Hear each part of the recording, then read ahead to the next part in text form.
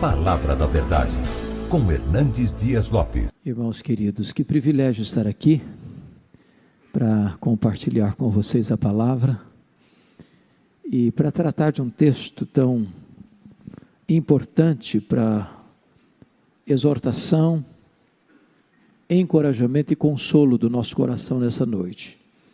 Abra sua Bíblia comigo, por gentileza, profeta Miqueias, capítulo de número 6, versos de 1 a 16. Miqueias, capítulo 6. Me dê um pouquinho mais de retorno, filho, na mesa aqui. O som, um pouquinho mais de retorno aqui, por gentileza. Obrigada, aí melhorou bastante. Obrigado. Profeta Miqueias.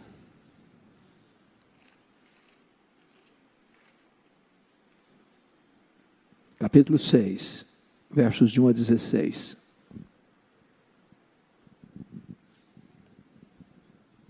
Eu queria que você, na medida que acompanhasse essa leitura, já mentalizasse a cena de um tribunal de júri, porque é exatamente isso que está acontecendo aqui. Deus está chamando o seu povo, Deus está colocando o seu povo numa espécie de banco dos réus, e Deus está julgando a nação. Se vocês olharem o contexto, o profeta Miqueias é um dos poucos profetas menores que fala tanto para o reino do norte quanto para o reino do sul, tanto para as 10 tribos, cuja capital era Samaria, quanto para o reino de Judá, cuja capital era Jerusalém. Então leia comigo, acompanhe a leitura nessa perspectiva de um tribunal de júri onde Deus está chamando o seu povo a julgamento. Está escrito assim: ouvi agora o que diz o Senhor, levanta-te, defende a tua causa perante os montes, e ouçam os outeiros a tua voz. Ouvi, montes, a controvérsia do Senhor, e vós, duráveis fundamentos da terra, porque o Senhor tem controvérsia com o seu povo e com Israel entrará em juízo. Povo meu, que te tenho feito? E com o que te enfadei? Responde-me. Pois te fiz sair da terra do Egito e da casa da servidão te remi. E enviei adiante de ti Moisés, Arão e Miriam. Povo meu, lembra-te agora do que maquinou Balaque, rei de Moabe, e do que lhe respondeu Balaão, filho de Beor, e do que aconteceu desde Sitim até Gilgal, para que conheças os atos de justiça do Senhor. Com que me apresentarei ao Senhor e me inclinarei ante o Deus excelso? Virei perante ele com holocaustos, com bezerros de um ano? Agradar-se ao Senhor de milhares de carneiro, de 10.000 ribeiros de azeite? Darei meu primogênito pela minha transgressão, o fruto do meu corpo pelo pecado da minha alma? Ele te declarou, o homem, o que é bom, e o que é que o Senhor pede de ti? Que pratiques a justiça, e ames a misericórdia, e andes humildemente com o teu Deus. A voz do Senhor clama a cidade, e é a verdadeira sabedoria temer-lhe o nome. Ouviu a tribos aquele que a cita. Ainda há na casa do ímpio os tesouros da impiedade, e o detestável efa minguado? Poderei eu inocentar balanças falsas e bolsas de pesos enganosos? Porque os ricos da cidade estão cheios de violência, e os seus habitantes falam mentiras, e a língua deles é enganosa na sua boca. Assim também passarei eu a ferir-te, e te deixarei desolada por causa dos teus pecados. Comerás e não te fartarás, a fome estará nas tuas entranhas, e removerás os teus bens, mas não os livrarás, e aquilo que livrares eu entregarei à espada. Semearás, contudo não cegarás, pisarás a azeitona, porém não te ungirás com azeite, pisarás a vindima, no entanto não lhe beberás o vinho, porque observaste os estatutos de Onri, e todas as obras da casa de Acabe, e andaste nos conselhos deles. Por isso eu farei de ti uma desolação, e dos habitantes da tua cidade um alvo de vaias. Assim trarei sobre vós o opróbrio dos povos.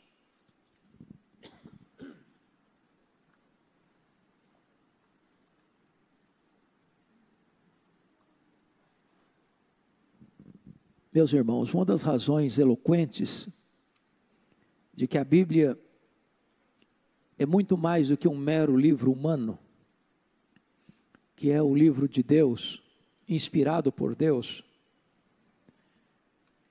que não é sazonal, temporal, mas é eterno, é que quando você lê Miqueias, bem como outros profetas menores e maiores, a percepção que você tem é que você está fazendo uma radiografia, um diagnóstico muito preciso, muito meticuloso do que você e eu estamos vivendo hoje. Talvez Miqueias seja mais atual do que a Tribuna, a Gazeta, o Globo, a Folha de São Paulo, o Estadão, ou os periódicos que circulam nas bancas, ou os noticiários que chegam pelos meios de comunicação de massa. O que Miqueias está fazendo aqui, antes de introduzir esta cena do tribunal de júri, onde o povo de Deus é chamado, é convocado, é intimado para esta sala do julgamento, é que ele vai fazer uma espécie de análise profunda de como estava a sociedade daquele tempo. Se você olhar comigo no capítulo 1,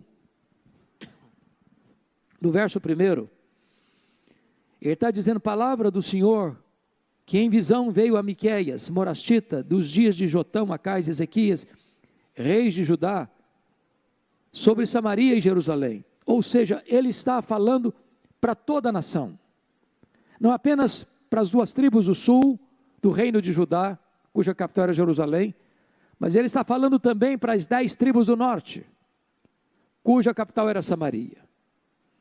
Você pode notar isso no capítulo 1, versículo 5. Tudo isto por causa da transgressão de Jacó e dos pecados da casa de Israel. Qual é a transgressão de Jacó? Não é Samaria? E quais os altos de Judá? Não é Jerusalém? Então, o diagnóstico que ele traça é da nação de Israel, das duas tribos do sul e das 10 tribos do norte, é de toda a nação.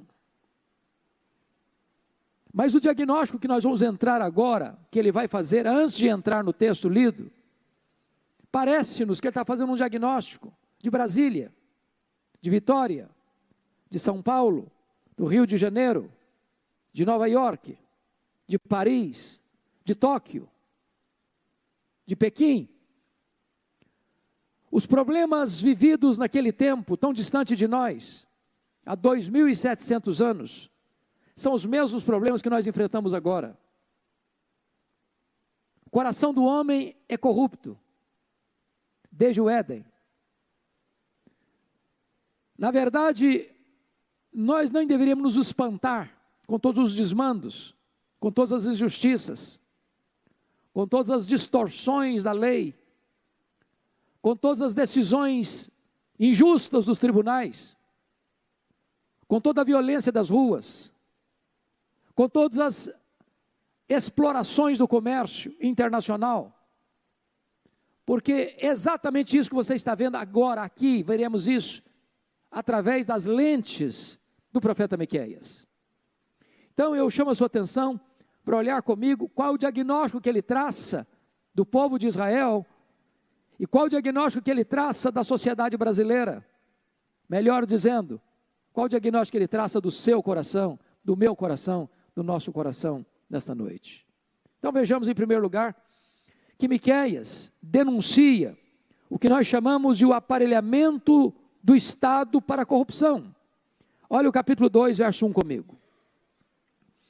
Ai daqueles que no seu leito maquinam, imaginam a iniquidade e maquinam o mal. À luz da alva o praticam, porque o poder está em suas mãos. Uma coisa é você conceber o mal na sua cama. Outra coisa é você ter poder, controle do sistema, para que o mal que você concebeu, você o opere, você o realize, porque o poder de fazê-lo está nas suas mãos. Nós chamamos isso de aparelhamento do Estado para a corrupção. Os homens maquinam o mal, e os homens têm o poder de praticar o mal, porque todo o sistema, todo o esquema está no controle deles, nas suas mãos. Isso já existia há 2.700 anos. Segundo lugar, Miqueias denuncia o que nós chamamos hoje, meus irmãos, de uma inversão de valores. Você olha para a sociedade hoje, você não vê isso não? As pessoas aplaudem o que deveriam ter vergonha. As pessoas promovem aquilo que devia ser proibido. As pessoas escarnecem da virtude. Olha comigo o capítulo 3, versículo 2a. Os que aborreceis o bem e amais o mal. Note você que não se trata aqui de racionalidade, não é razão, é paixão. As pessoas não odeiam o bem porque o bem é mal. Há um ódio, há uma paixão por trás. A visão está torcida, os valores estão invertidos. As pessoas estão aborrecendo o bem. E as pessoas estão amando o mal. O coração está envolvido, o coração corrompido está envolvido. É a inversão de valores. Nas palavras do profeta Isaías, que foi contemporâneo de Miqueias, as pessoas chamam luz de trevas e trevas de luz, o doce de amargo e o amargo de doce. A sociedade está pelo avesso. Aquilo que é digno, aquilo que é puro, aquilo que é legítimo, aquilo que é santo, aquilo que é recomendável, a sociedade escarnece. Aquilo que é vil, aquilo que é vergonhoso, aquilo que traz opróbrio, vergonha, derrota, fracasso, a sociedade promove. Os meios de comunicação promovem. Até as leis sustentam. Porque a sociedade está com seus valores invertidos. Isso era 2.500 anos. Parece que eu estou fazendo um diagnóstico do Brasil, da nossa realidade. Mas em terceiro lugar, Miqueias denuncia, meus irmãos, a exploração, e ele vai usar uma palavra muito pesada aqui, e eu vou pedir permissão a vocês para dizer isso, uma exploração canibal.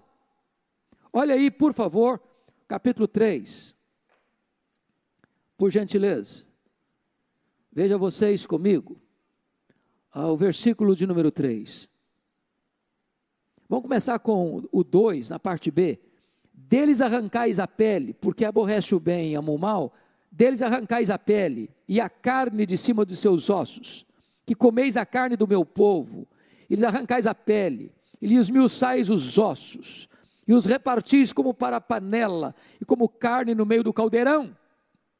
É uma linguagem pesada, devia ter faixa preta, 18 anos, para ler isso aqui. Eu estou falando de 2.700 anos, eu estou falando da nação que é conhecida a nação, povo de Deus. A exploração era tal que Miqueias não encontrou outra palavra para descrever essa exploração, a não ser de um ataque canibal, de você pegar uma pessoa, esfolá-la, tirar a pele, comer a carne e roer os ossos. Uma sociedade draconiana, onde os poderosos se sentem no direito de explorar, e não só explorar, de matar, de destruir, de arruinar os mais fracos. Mas tem mais. Quando você tem uma estrutura, a sociedade estruturada, e desde Montesquieu, pensador francês, é que nós dividimos a sociedade na questão de poderes, em 3 poderes: poder legislativo, poder executivo, poder judiciário. Na constituição desses 3 poderes, que devem ser independentes, sem interferência um no outro, o poder judiciário tem o papel e a função de defender a lei. Se alguns desses 2 poderes sair para a direita ou para a esquerda, ou se qualquer desmando é feito na sociedade, se qualquer injustiça é praticada, se qualquer violação da lei é feita, cabe ao poder judiciário defender a justiça, aplicar a lei. A pergunta é: como é que estava o judiciário naquele tempo? Vejamos, olha comigo, capítulo 3, verso 11. Obrigado, meu filho. Os seus cabeças dão as sentenças por suborno. Você pode ler isso comigo? Essa frase. Os seus cabeças dão as sentenças por suborno. Eu não sei se você já observou isso, mas eu gosto muito daquele emblema da justiça. De uma mulher com a balança na mão, com os olhos vendados. Ou seja, a justiça não tem lado. A justiça não tem lado. Ela não pende mais para um do que para outro. Está com os olhos vendados porque a justiça julga não pela capa do processo, mas pelos autos do processo. Mas aqui está dito que o poder judiciário está corrompido. Porque os juízes, a quem ele chama de cabeças, dão as suas sentenças por suborno. É o quanto ele leva. São os interesses inconfessos, rasteiros, que estão no submundo das cortes, para que aqueles que estão assentados para fazer justiça, estão vendendo a sua consciência, para favorecer os poderosos, para a exploração dos fracos, dos inocentes, e desta maneira perverter o juízo, a justiça, a lei. Eu estou falando, meus irmãos, de Israel. Não estou falando de Brasília, não estou falando de Vitória. Eu estou falando de 2.700 anos. Mas é a realidade hoje, da nossa sociedade. Mas tem mais.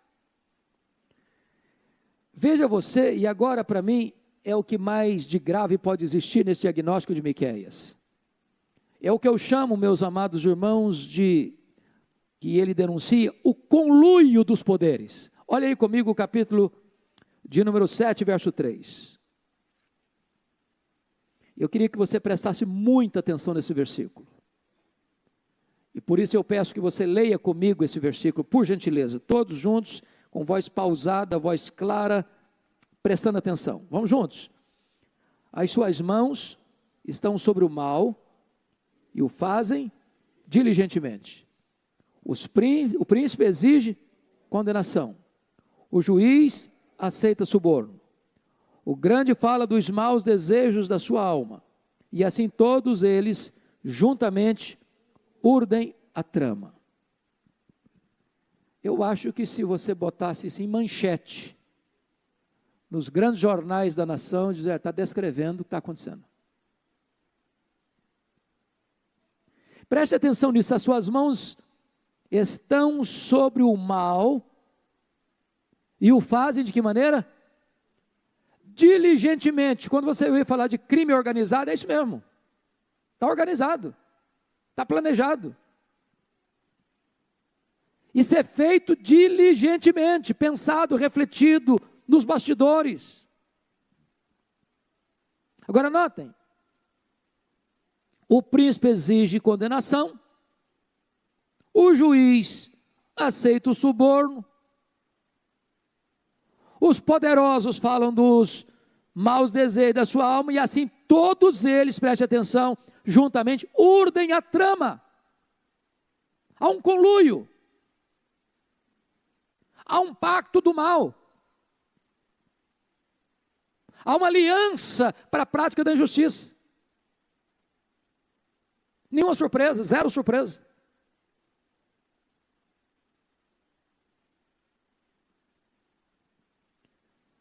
Se uma pessoa não tiver nada a ver com Bíblia, nunca escutou Bíblia, nunca falou de Bíblia, e lê esse versículo aqui, ele vai pensar que nós estamos fazendo uma descrição do que está acontecendo hoje, aqui no nosso país, na América, na Europa, na Ásia, na África. É o diagnóstico da sociedade contemporânea. O conluio dos poderes para a prática do mal. Bom, mas tem mais.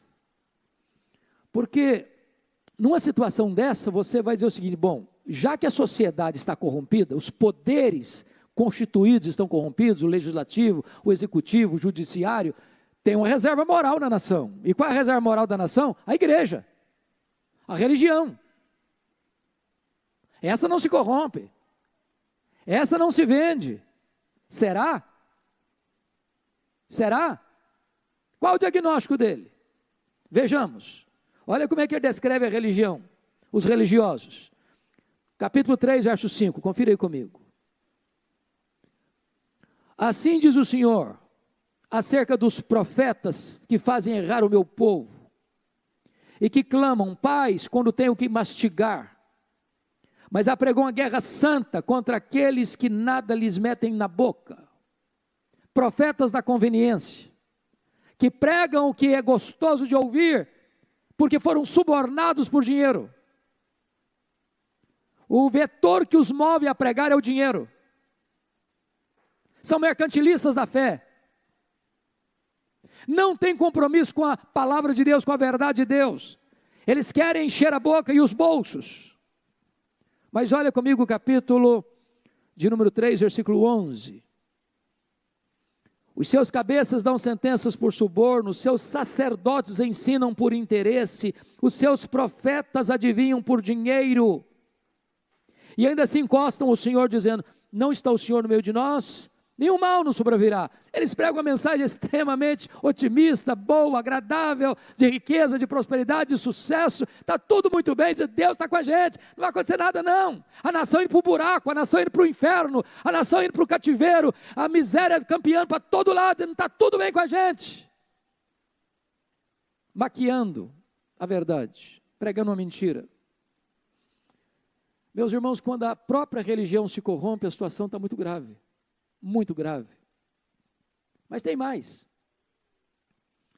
Você pode dizer, bom, já que os poderes constituídos estão corrompidos, já que a própria religião está corrompida, ainda existe uma reserva moral. E qual é a reserva moral? A família. A família. Como é que estava a família? Como é que estava a família? Confira comigo. Olha aí. Capítulo 7, verso 6. Porque o filho despreza o pai, a filha se levanta contra a mãe, a nora contra a sogra.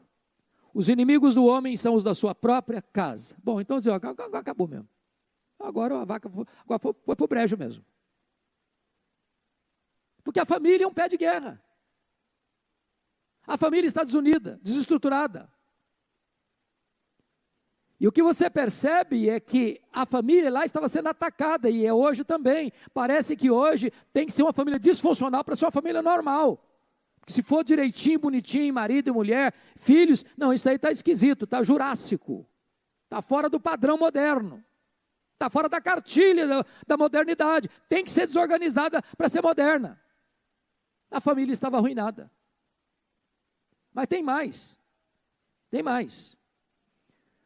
O diagnóstico de Miqueias é tão sombrio, que quando ele olha agora o mapa geral, ele chega a uma conclusão muito triste, dolorosa até. Olha o capítulo 7, verso 2 comigo. Ele diz assim, pereceu da terra o piedoso, e não há entre os homens um que seja reto. Todos espreitam para derramar sangue, cada um caça o seu irmão com a rede. Bom, aí diz, agora virou uma alcateia de lobos. Está todo mundo querendo devorar todo mundo. Eu não sei se consegue fazer um diagnóstico mais sombrio que esse. Pois bem, irmãos, esse é o contexto do capítulo 6 que nós lemos. É por causa desse diagnóstico é que agora nós vamos entrar no capítulo 6. E ao entrar no capítulo 6, o que você vai ver é um tribunal de júri. Quem já foi em um tribunal de júri aqui assistir algum julgamento? Levanta a mão. Alguns aqui já foram. Ok. Eu não sou advogado. Talvez eu não faça uma análise tão precisa do que é isso. Mas à luz do texto eu vou tentar entender o que é. Primeira coisa, que ao armar essa cena de um tribunal de júri, é que a acusação é feita, nos versos 1 a 5. Primeiro, o promotor chama o réu. Olha o versículo 1. Ouvi agora o que diz o Senhor. Levanta-te, defende a tua causa perante os montes e ouça os outeiros da tua voz. Está chamando o réu para defender essa causa, tá bom. Defende a sua causa, vai lá. Amplo direito de defesa, vai lá. Está falando para o povo de Israel, para o povo de Judá, está falando para Samaria, está falando para Jerusalém. Vai lá, defende a sua causa. Depois o júri recebe a instrução no versículo 2.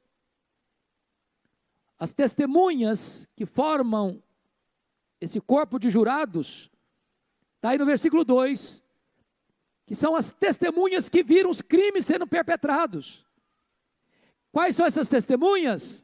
Olha aí comigo o versículo 2. Ouvi montes a controvérsia do Senhor, e vós durais os fundamentos da terra, porque o Senhor tem controvérsia com o seu povo e com Israel, entrará em juízo. Os montes, os outeiros, os duráveis fundamentos da terra, a natureza, enfim, que estava vendo tudo, cenário de tudo, acompanhando tudo. Deus chama a natureza para julgar o seu povo, para dar o seu voto de veredito na condenação do seu povo. Mas ainda, a promotoria apresenta a acusação, a partir do verso 3 ao verso 5. A primeira coisa, acusa o réu de ter se afastado de Deus, no verso 3. Meus irmãos, observem bem o que está escrito aí no verso 3, por gentileza. Povo meu, que te tenho feito? Com que te enfadei? Responde-me. Há uma exclamação comovente aqui, povo meu. Há aqui um fato doloroso. Que te tenho feito? Com que te enfadei? Aqui um pedido de explicação. Responde-me. Agora preste atenção. Apesar de todos esses crimes, Deus chama esse povo de o quê? Povo meu. Apesar dos meus pecados, Deus me chama meu filho. Apesar de você e eu sermos quem somos, Deus ainda não desiste de nós. Povo meu, povo meu. O povo estava tão afastado de Deus, que Deus pergunta para eles assim, que te tenho feito? Que te tenho feito? Toda a bondade de Deus estava sendo vista como se Deus fosse um carrasco. Que te tenho feito? Responde-me. Mas notem que depois de acusar o réu ter se afastado de Deus, o promotor acusa o réu, a promotoria acusa o réu, de não valorizar a sua libertação. Versículo 4. Pois eu te fiz sair da terra do Egito, e da casa da servidão te remi. Então, você lembra do Egito? Você lembra que você foi escravo? Você lembra que você trabalhava debaixo de chicote?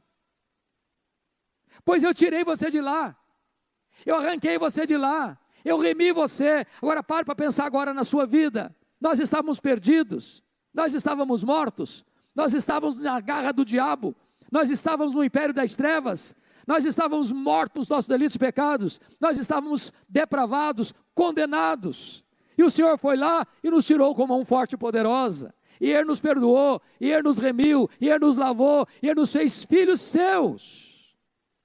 O promotor está acusando o réu aqui de não valorizar a sua libertação, a sua redenção. Mas ainda, em terceiro lugar, a promotoria acusa o réu de não valorizar a sua liderança. Olha o versículo 4 comigo, na parte B, quando diz, e enviei adiante de ti Moisés, Arão e Miriam. Ou seja, Deus não só tirou o povo, mas Deus deu liderança boa para o povo. Moisés, homem de Deus, guiando aquele povo 40 anos. A Bíblia diz que ele era o mais manso da terra, suportando as cargas do povo, orando pelo povo, se colocando na brecha em favor do povo. E agora Israel olha e não valoriza a sua liderança, não prestigia a sua liderança, se rebela contra a sua liderança, fala mal da sua liderança, se insurge contra a sua liderança. Mas mais, a promotoria acusa o réu de não valorizar as bênçãos. Olha o versículo 5. Povo meu, lembra-te agora do que maquinou Balaque, rei de Moabe, e do que lhe respondeu Balaão, filho de Beor, do que aconteceu desde Sitim até Gilgal, para que conheça os atos de justiça do Senhor. Duas coisas aqui. Primeiro, você e eu ainda temos esse problema. Nossa memória é curta para lembrar as bênçãos. A gente se esquece rápido. Afiada para reclamar, para murmurar. Lembra-te de que Balaque contratou um profeta para falar mal de vocês, para amaldiçoar vocês, e ele não conseguiu. Porque ninguém pode amaldiçoar a quem Deus abençoa. E o povo era abençoado por Deus.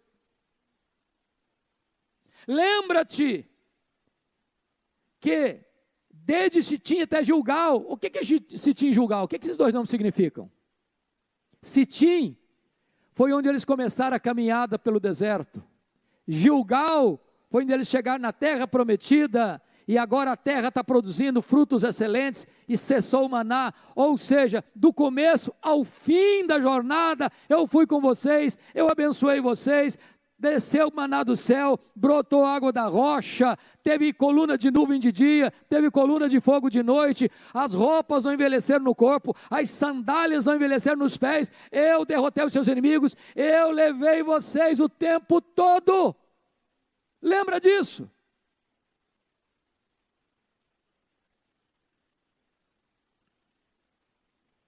Então,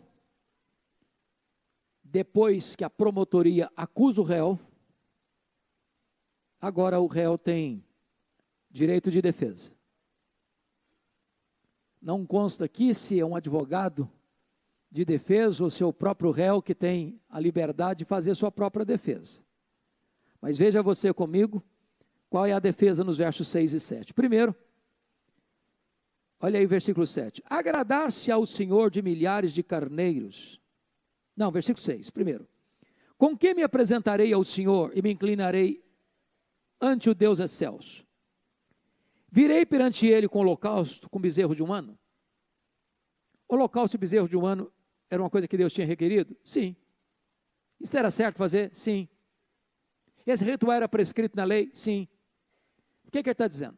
Ele está dizendo que o culto que você presta para Deus, sem ter seu coração no culto, não adianta para Deus. Formalidade não resolve nada. Não adianta trazer um bezerro de um ano. Não adianta ser sem defeito o bezerro. Porque antes de Deus receber minha oferta, ele precisa receber o quê? A minha vida.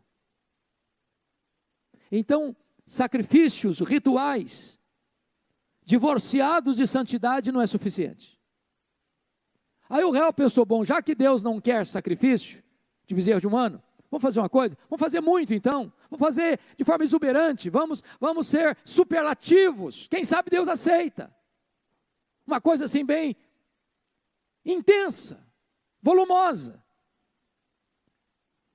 E ele diz assim no verso 7, agradar-se ao Senhor de milhares de carneiros, de 10.000 ribeiros de azeite, é muita coisa. Será que Deus vai se agradar se eu fizer muito? Não resolve. Deus não se impressiona com o que impressiona os homens. Deus não vê quantidade, Deus vê o coração e a motivação. Aí eles partiram para uma terceira possibilidade de defesa. Versículo 7, parte B. Darei o meu primogênito pela minha transgressão, o fruto do meu corpo, pelo pecado da minha alma, já que Deus não quer nem sacrifício de bezerro de um ano, já que Deus não quer também nem milhares de ribeiros de azeite, milhares de carneiros, então vou fazer o seguinte, vou fazer algo radical. Eu vou oferecer como um culto a Moloque os meus próprios filhos, em sacrifício para Deus. Não, Deus não aceita sacrifícios humanos. Em outras palavras, irmãos, diante das acusações da promotoria, a defesa do réu é pífia, é fraca, não é convincente. O povo não tem defesa. Então, agora vamos ver que a instrução é dada no processo. E quando a instrução é dada nesse processo, desse tribunal de júri, Deus vai explicar o que ele quer no versículo 8. Confira comigo. Ele te declarou ao homem o que é bom e o que é que o Senhor pede de ti, que pratiques a justiça, que ames a misericórdia e andes humildemente com o teu Deus. Ponto aqui, irmãos. Hoje parece que Deus está sendo empurrado para dentro dos templos cristãos. Como se Deus só se interessasse por aquilo que acontece dentro de um templo cristão. Deus está nas ruas. Deus está nos tribunais. Deus está nas empresas multinacionais. Deus está no comércio. Deus está nas transações comerciais. O que Deus requer do seu povo é que o seu povo pratique a justiça. Não adianta fazer falcatrua lá fora e vir para fazer sacrifício dentro do templo. Não adianta viver uma vida desonesta lá fora e vir para cá e dizer glória a Deus, aleluia. Deus quer é que a justiça seja praticada. Agora notem, Deus quer que a misericórdia seja amada, e ameis a misericórdia. A misericórdia não só pode ser praticada, ela tem que ser amada. Se você não amar a misericórdia, você não a pratica. Agora, preste atenção nisso. E que andeis humildemente com o teu Deus. Meus irmãos, entendamos isso. Hoje nós somos chamados um país laico, e tem muita gente confundindo o que é país laico, achando que é um país ateu. Nós não somos um país ateu, somos um país laico. E um país laico é um país que não tem uma religião oficial, que o Estado não interfere na religião, que o Estado não dita para você o que você crê,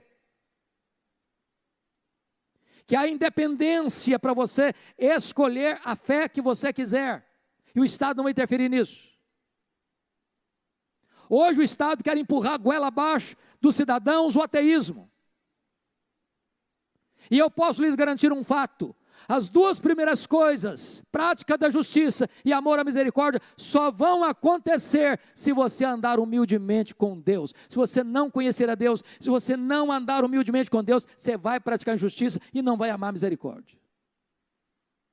Quando as pessoas tentam esvaziar a religião, quando as pessoas tentam banir o cristianismo da sociedade, eles estão afundando a sociedade, tanto na injustiça quanto na opressão.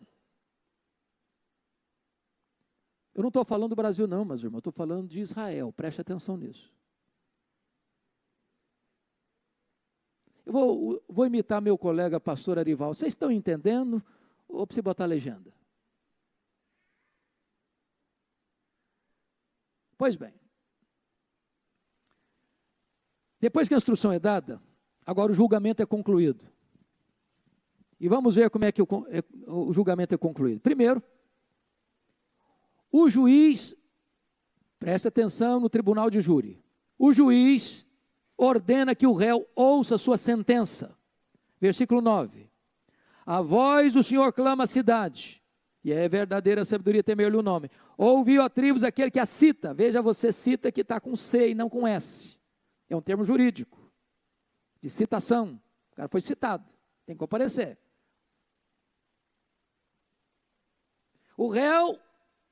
O juiz mostra os dispositivos que o réu infringiu da lei. O que o réu infringiu da lei? Vamos ver. Versículo 10. Primeiro, o crime das riquezas mal adquiridas. Versículo 10. Ainda há na casa do ímpio os tesouros da impiedade. O que ele está dizendo?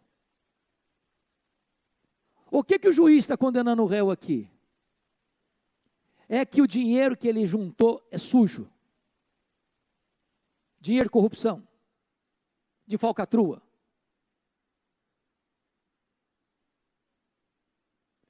Volto a dizer, Deus está presente nos tribunais, viu? Deus é Deus lá das cortes, Deus é Deus lá do legislativo, Deus é Deus lá do executivo, Deus é Deus lá das transações comerciais. Deus não é Deus apenas de templos religiosos, Ele é o Senhor de toda a terra. Segundo, o juiz revela o crime dos mecanismos de corrupção no comércio. Olha comigo o verso 10, a parte B e o 11. E o detestável é faminguado, poderei eu inocentar balanças falsas e pesos, e bolsas e pesos enganosos? O que ele está falando, irmãos? Está falando de comércio. Ele está falando do cidadão que você vai comprar 1 quilo de carne no supermercado e ele te vende 900 gramas.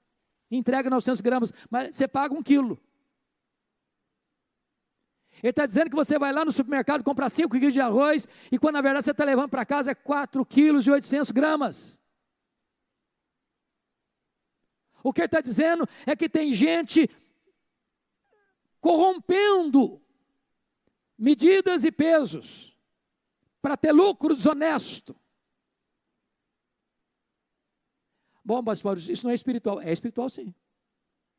Deus está lá, Deus está vendo, e Deus se importa.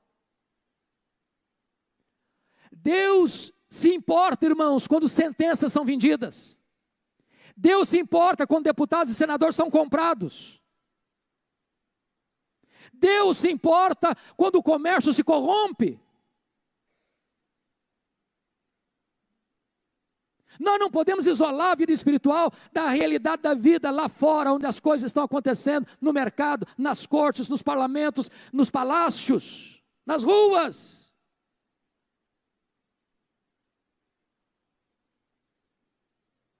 Mas o juiz, ao retratar e revelar os dispositivos que foram infringidos, ele retrata o crime da violência contra os pobres, no versículo 12, olha aí comigo. Porque os ricos da cidade estão cheios de violência, e os seus habitantes falam mentiras, e a língua deles é enganosa na sua boca. Ou seja, o pobre, e aqui o pobre na linguagem de Israel, era todos aqueles que às vezes eram desassistidos, os órfãos, as viúvas, os que não tinham vez, os que não tinham voz. Quando eles iam defender as suas causas diante dos tribunais, das cortes, não logravam êxito, porque os poderosos mentiam, compravam sentenças, e as sentenças saíam sempre desfavoráveis àqueles que, inocentes, embora inocentes, saíam derrotados. E Deus está olhando, e Deus está vendo. Então, diante desse julgamento, da conclusão do julgamento, então agora o juiz vai aplicar a sentença. E a primeira coisa, meus irmãos, é que o réu vai colher o que ele plantou. Olha o versículo 13 comigo. Assim também passarei eu a ferir-te, e te deixarei desolada por causa dos teus pecados. Quem feriu vai ser ferido. Quem deixou na desolação vai ficar desolado. Só que o braço que vai acionar a justiça não é o braço humano, é o braço divino. A mim me pertence a vingança, diz o Senhor, eu retribuirei. Segundo, o réu vai experimentar uma insatisfação crônica. Olha comigo o verso de número 14. Comerás e não te fartarás, a fome estará nas tuas entranhas, removerás os teus bens, mas não os livrarás, e aquilo que livrares eu entregarei à espada. Comerás e não te fartarás, a fome estará nas tuas entranhas. Que negócio é esse? O que ele está falando? Significa que você vai na churrascaria Fogo de Chão e sai de lá com fome? Você vai na melhor pizzaria de Vitória e pega uma pizza gigante, come sozinho, e você ainda está com fome? É isso? Não. Significa que o cara vai pagar 30 mil reais numa diária de hotel, dormiu em cama de marfim, com lençóis de fio egípcio, com travesseiro de pena de ganso, e ainda não dorme, é isso? Não. De gente que vai para um restaurante e gasta 30 mil reais numa garrafa de vinho e sorve gota a gota e ainda está com vontade de beber mais.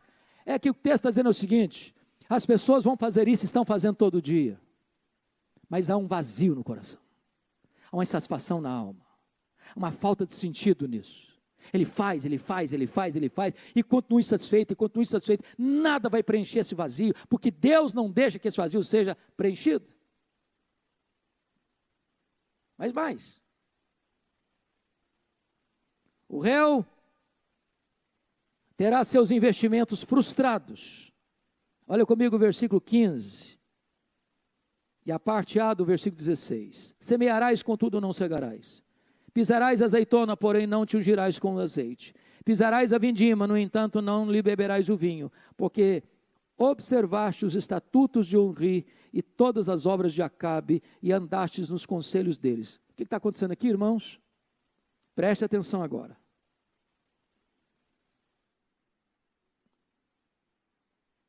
Sempre que o establishment, sempre que o Estado promove a falsa religião, ele está corrompendo a sociedade. Sabe por quê? Porque a ética é filha da teologia. Por que que tanto Israel quanto Judá estão nesse caminho de injustiça, de violência, de opressão? Porque lá atrás, eles seguiram os caminhos, os ensinamentos de homens maus, Onri e Acabe. Aqueles que implementaram o culto a Baal e abandonaram a Deus. Sempre que o Deus verdadeiro é tirado, o Deus falso entra. Não tem ética boa onde a teologia é errada. Onde prospera a falsa religião, aí não tem como prosperar a justiça, a misericórdia. Não tem. E o que Deus vai fazer? O que Deus vai fazer é o que está escrito aí, meus amados irmãos. Semearás e não cegarás, pisarás a azeitona, mas não te ungirás com azeite, pisarás a vindima, no entanto não lhe beberás o vinho. Em outras palavras, vai ter um investimento frustrado.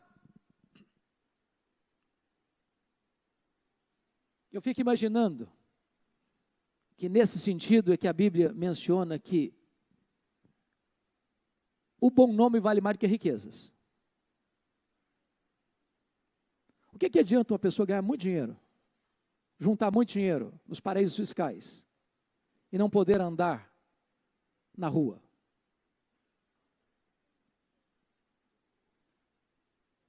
Às vezes anda em carros blindados. Mas o que adianta um homem juntar muito dinheiro de iniquidade e não poder botar a cabeça no travesseiro e dormir em paz?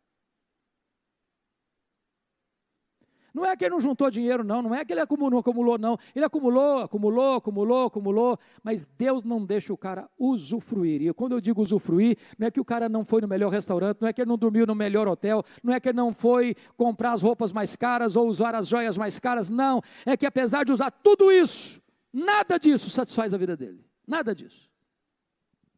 Deus não permite que os investimentos dele satisfaçam o coração. Mas agora, irmãos, vem a sentença final do réu. E a sentença final do réu aqui são 70 anos de prisão. Olha comigo o último versículo, parte B. Por isso, eu farei de ti uma desolação, dos habitantes da tua cidade um alvo de vaias, assim trarei sobre vós o opróbrio dos povos. De certa forma, Miqueias, que profetizou tanto para o reino do sul quanto para o reino do norte, tanto para Jerusalém quanto para Samaria, ele está profetizando aqui os dois cativeiros. Samaria, 722, quando a Síria levou Samaria embora. Jerusalém, 586, quando a Babilônia tomou Jerusalém, destruiu Jerusalém, e tudo que eles juntaram, tudo que eles construíram, todos os seus bens, todas as suas riquezas, foram levados embora para a Babilônia. 70 anos de prisão, de cativeiro. A Bíblia diz que o salário do pecado é a morte. Só o louco zomba do pecado. Bom, queridos, parece que a mensagem de Miqueias é sombria demais. Dolorosa demais. Quase que desastrosa demais. Mas louvado seja Deus. O Senhor ainda diz para esse povo: povo meu, que te tenho feito? Responde-me. E nesse caos, Deus traz uma palavra de esperança. Deus não desiste do seu povo. No meio de reis maus, de profetas vendidos, de sacerdotes comprados, de religião corrompida, de famílias desunidas, da impiedade estar ausente das ruas, há uma promessa, irmãos, gloriosa neste livro, capítulo 5, verso 2, confira comigo. A promessa de que virá um rei, que virá um profeta, que virá um sacerdote, que não vai se corromper, que não vai se vender, que não vai se dobrar, e que vai ser o Salvador, que vai ser o Redentor, que vai ser a esperança, e o seu reino nunca vai passar, e o seu trono é eterno. Capítulo 5, verso 2 diz: eu e tu, Belém Efrata, pequena demais para figurar como grupo de milhares de Judá. De ti me sairá o que há de reinar em Israel, e cujas origens são desde os tempos antigos, desde os dias da eternidade. Ele profetiza a vinda do Messias, a vinda do nosso glorioso Redentor, Jesus Cristo, nosso Senhor. Mas, talvez você olhe, e esse povo pecador, o que vai fazer? Ô irmãos, o salmista já disse, se Deus observar iniquidade, quem sobreviverá, Senhor? Se Deus me tratar segundo os meus pecados, eu pereço. Se Deus tratar você segundo os seus pecados, você perece. Então o que é que Deus vai oferecer para essa nação? Olha o capítulo 7, por favor. Versículos 18 e 19. Olha aí, por gentileza. Vamos ler juntos, por gentileza, esses dois versos? Comigo, a uma só voz, vamos juntos? Quem, ó Deus, é semelhante a ti, que perdoas a iniquidade, e te esqueces da transgressão do restante da tua herança. O Senhor não retém a sua ira para sempre, porque tem prazer na misericórdia. Tornará a ter compaixão de nós, pisará os pés a nossas iniquidades, e lançará todos os nossos pecados nas profundezas do mar. Esse Deus é rico em perdoar, e tem prazer na misericórdia. Ele pega os nossos pecados, e os lança nas profundezas do mar. Nas palavras de Corritembum, ainda coloca uma placa aí, é proibido pescar aqui. Deus desfaz os nossos pecados como uma névoa. Deus lança os nossos pecados para trás das suas costas. Deus afasta de nós as nossas transgressões, como o Oriente se afasta do Ocidente. O sangue de Jesus nos lava e nos purifica de todo pecado. Deus nos oferece salvação, perdão, libertação, redenção, vida nova, louvado seja o Senhor. Há esperança para nós. Há esperança para nós. Mas talvez você pergunte assim, bom, e eu faço o que agora? O que eu, estou aqui no Conexão, 3 de junho de 2023, o que é que eu faço? A resposta está aí no capítulo 7, verso 7, eu peço que você fique em pé para ler esse texto comigo. É uma decisão pessoal. Nós traçamos um diagnóstico de Israel, um diagnóstico do Brasil, um diagnóstico dos poderes constituídos, um diagnóstico da religião, um diagnóstico da família, um diagnóstico pessoal. Nós encontramos um tribunal de júri, onde Deus convoca o seu povo para esse tribunal, onde Deus dá a ele ampla defesa, direito de ampla defesa, onde Deus faz a acusação e aplica a sentença. Mas agora a decisão é sua, é individual, é intransferível. E a decisão pessoal está no 7:7, está escrito assim, eu, porém, para o Senhor, e esperarei no Deus da minha salvação. O meu Deus me ouvirá. Eu, porém, olharei para o Senhor. Eu olharei para o Senhor. Numa crise tão grande que o Brasil atravessa, você vai dizer, eu olharei para o Senhor. Eu olharei para o Senhor.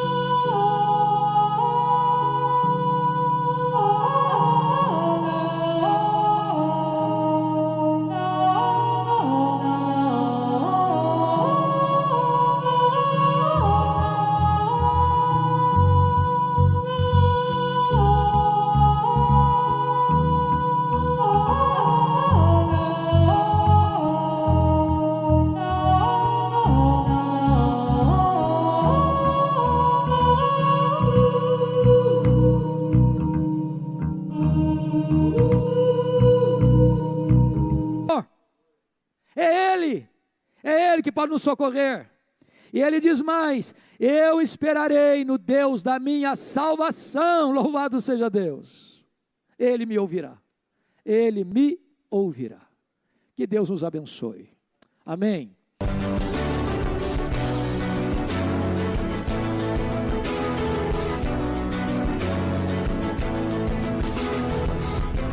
Palavra da Verdade, com Hernandes Dias Lopes.